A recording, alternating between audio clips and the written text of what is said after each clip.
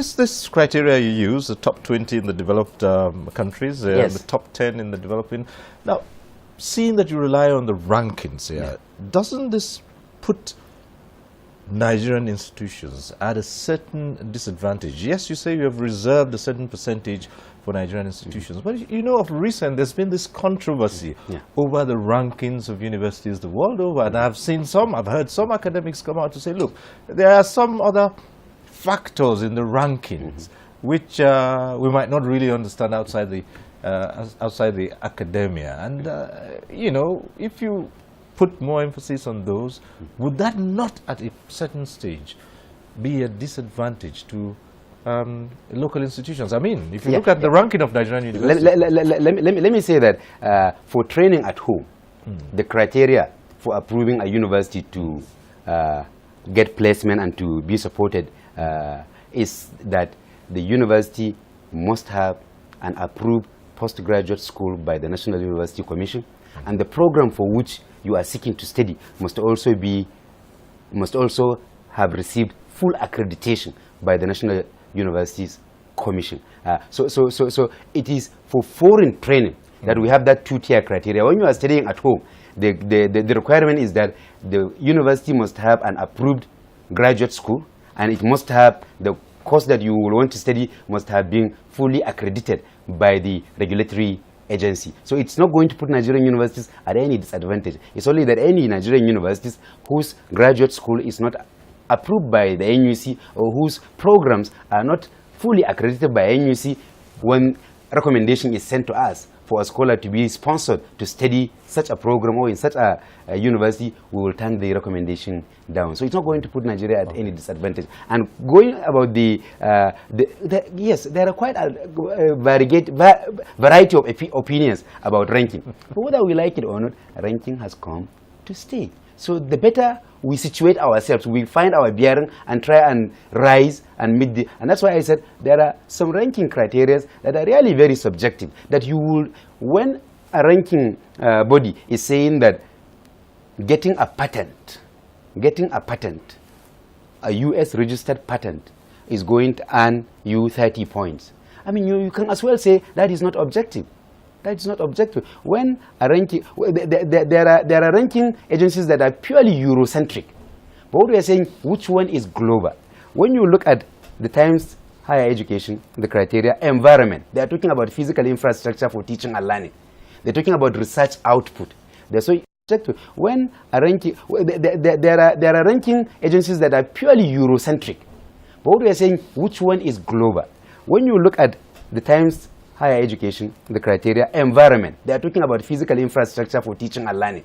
They're talking about research output. They're talking about research output. They're talking about community involvement. They're talking about industry relation. These are parameters that any university can work on and aspire and rise. And that's why we have a university that is among the top 5%. University of Ibadan is among the top 5% of the universities in the world by the Times Higher Education World University Ranking. So if University of Ibadan can rise to top 5%, I mean, why not others? They can as well be able to rise to top 5% on the Times Higher. And University of Ibadan was able to do that, one, because of its capacity, but two, because the parameters are objective. One can work on them and rise. Objectively, you think sometimes we tend to underrate the status of our own institution? Yes, we do. A lot. We do. A lot. And this is because there seems to be poor communication between our institutions and the world. In some instances, no communication at all. The world is not aware of what we are doing in our tertiary education institutions, and that's a big problem. And that is why for 2016 allocation, for the activities of 2017, we have introduced one intervention line called ICT support. The intention of that is to support beneficiary institutions to have really dynamic and properly updated standard website that will allow for visibility, and also to train academics and other staff about ICT, because being visible now entails always telling the world. And you cannot speak to the world now unless you don't have a proper communication outlet through your website. And that's why I was telling quite a number of people, I do say it a lot, that when people are complaining that companies in Nigeria, rather than taking advantage of the scholars in our tertiary education institutions, they will opt to go abroad. They will opt to go to Europe, they will opt to go to America, they will opt to go to South Africa or Asia to go and get scholars to conduct some basic research, to do some basic consultancy, that we have quality scholars that can do much, much better. I said, because they don't know us. That's the reason. No manager now, no manager will drive her car to a university campus and start looking for the office of the head of social department. Do you have a specialist in ABC? No manager has the time to do that. The manager will just do a global search or go to the website, but we are not there. Right, so because I was going to come to that to say, well, the world is IT driven today. How well are we performing? And perhaps not too well.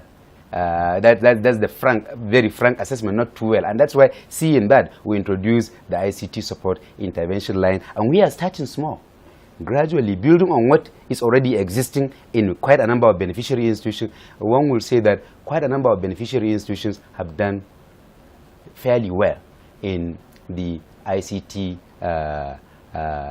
drive. The ICT literacy in quite a number of beneficiary institutions is very high, but in many is down there.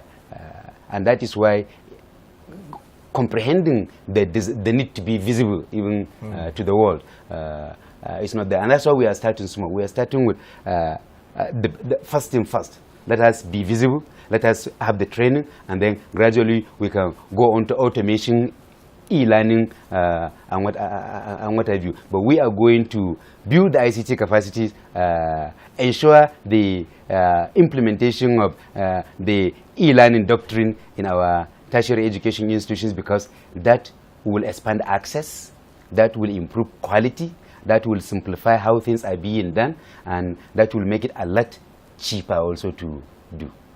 Well, surely at some point in time you would have to increase the percentage of those who study at home here. How soon do you think you can do this turnaround? You see, when you see what we have at the moment, the allocation we made at the moment, the 300 million, for example, given to each university is 50% of what was given to the universities over the last 6 years. Over the last 6 years, each university was given only 600 million. Now, in 1 year, we're giving 300 million. Now, we envisage that each university is going to use this 300 million to support no less than 55 scholars to pursue higher degrees at home and abroad. Given this jumbo intervention in this line, we will have to gauge the capacity of the beneficiary institution to utilize this intervention.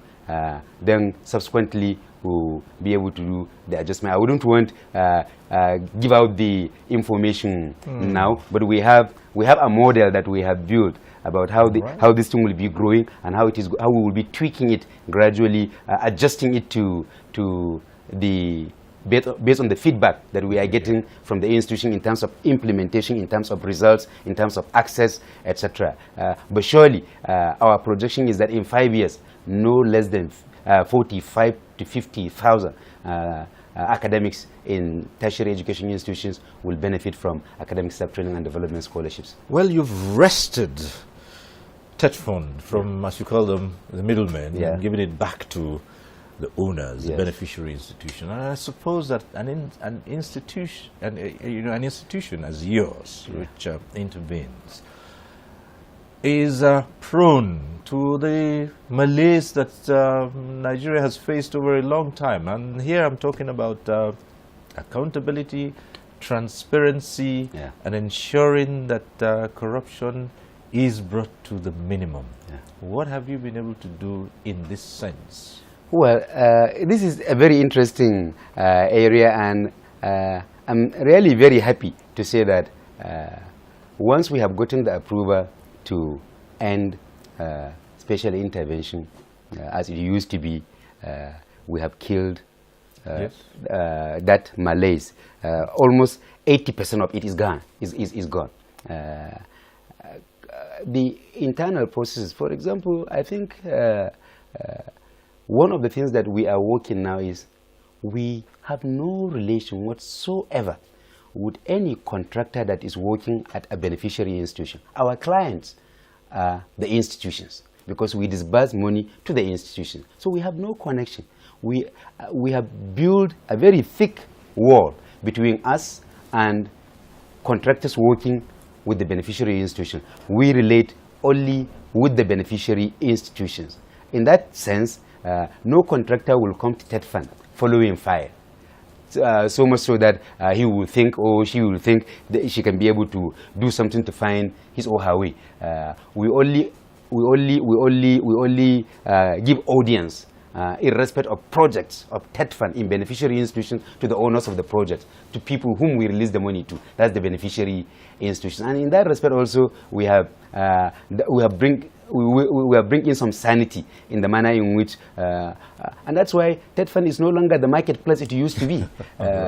Our headquarters used to be like a bazaar, with all sort of characters doing all sort of things. But now it's no longer there because we didn't give the room to allow for such to happen. But I must say that the cooperation that we are enjoying from our Honorable Minister, irrespective of bringing about this improvement and these changes, is enormous, and we have to put our record. We want to thank him most sincerely for the encouragement, for the support all the time, and the staff that we are working with are really wonderful.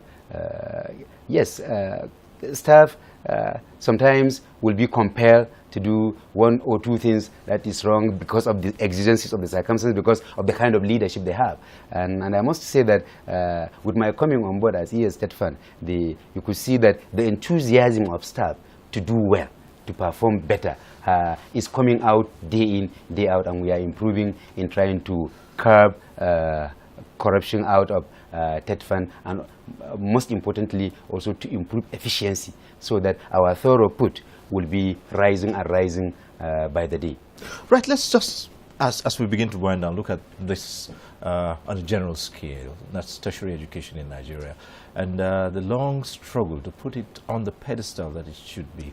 You have been one activist that people have talked about and said, describe some of the things you've done as radical. Now, let's look at the position of bodies like ASU, yeah, to which you have been a key player over years.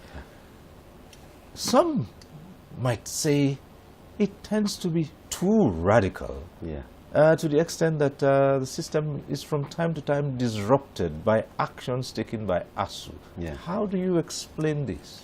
It's always perception, and perceptions are always different depending on who is perceiving what and at what time.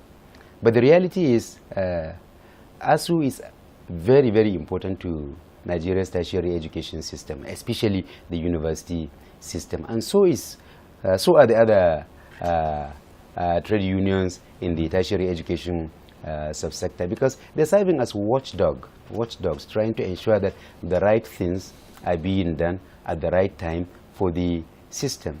And believe me, when you have a government that is sincere like the one that we have in place now, when you have a government that is honest, that is proactive, that is doing the right thing, you hardly will hear any trade union that is objective and that is evaluating what is going on. You hardly hear any problem. But when you have a government that is trying to sell the universities, when you have a government that is trying to introduce tuition fees for all students to pay in the universities, I mean, that is where you will hear all the unions crying foul and complaining and struggling.